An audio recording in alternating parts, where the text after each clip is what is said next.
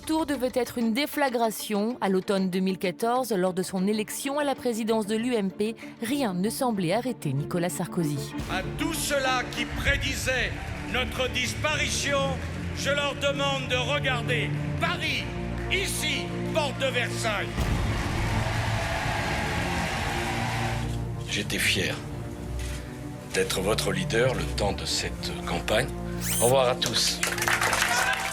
La primaire devait entériner son retour, elle l'aura finalement fait imploser.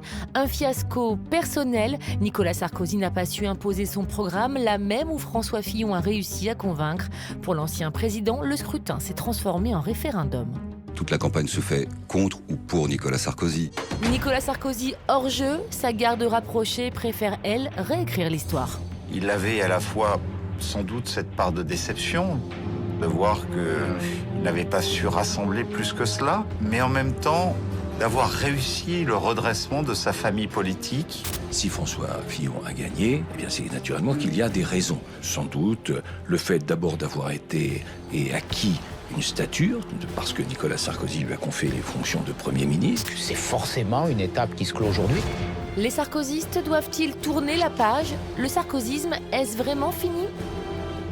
Si vous perdez cette élection présidentielle, est-ce que vous arrêtez la politique? Oui. Vous arrêtez la politique.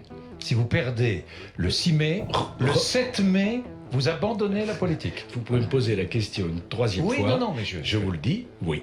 Bien, Et Nicolas donc Sarkozy. vous me posez la même question aujourd'hui. J'essaie d'être plus prudent. Ça veut dire tenir compte de l'expérience. Ah bon, d'accord.